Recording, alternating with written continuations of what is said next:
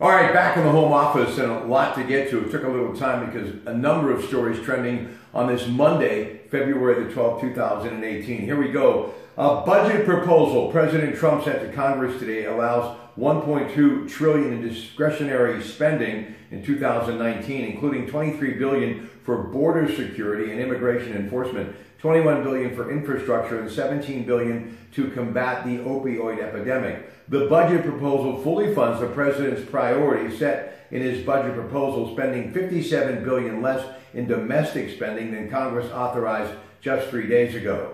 The president unveils his $1.5 trillion plan to repair and upgrade the American infrastructure. We're going to talk about it on Pratte Monday night after the Allegheny Health Network program Medical Frontiers in the 8 o'clock hour. Also immigration, the Senate will debate that issue today. And then there is a White House briefing later today.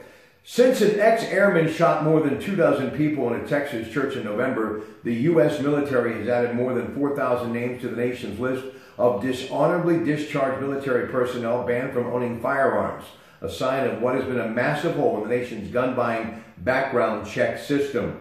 Brand new portraits of former President Barack Obama and former First Lady Michelle Obama wearing matching calm, strong expressions were revealed today at the National Portrait Gallery in Washington, D.C.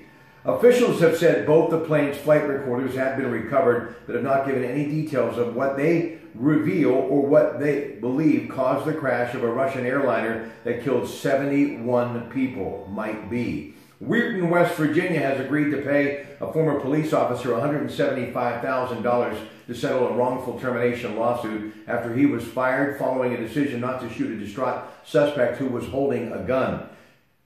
The lawsuit accused the Weirton Police Department of wrongful terminating Officer Stephen Matter after he chose not to shoot a 23-year-old man while responding to a domestic disturbance back in 2016. Now, sports. Sidney Crosby scored his 400th career goal and had 2 on the day as the Pens defeated St. Louis 4-1 yesterday. And today they're off as they return to home ice tomorrow night to take on Ottawa at 7 o'clock. Pitt, tough time on the hardwood, lost to Louisville 94-60. They host Boston College tomorrow night at 7. Pitt IMG Sports 93.7 The Fan.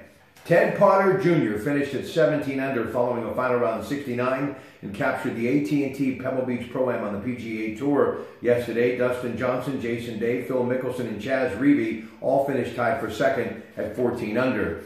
And the big week that is NASCAR Super Bowl, culminating with the 500 Daytona International Speedway is underway. Brad Keselowski captured the Advanced Auto Parts Clash yesterday, and the 500 coming up Sunday. Now, tonight, from the Allegheny Health Network studios, Dr. Gerald Pfeiffer welcomes on Medical Frontiers Dr. Betsy Blazek O'Neill from the Allegheny Health Network for Complementary and Integrative Health. The topic will be integrative medicine. Lots of open talk tonight, as I mentioned, in the 8 o'clock and 10 o'clock hour. But in the 9 o'clock hour, Honorable State Senator from York, Pennsylvania, Scott Wagner, drops by on the Disk Institute of Pittsburgh Newsline right after CBS Radio News at 9 to discuss why the Republican gubernatorial candidate wants to be your next governor. So a busy night. I hope you'll join me on News Radio 1020 KDKA. Good afternoon.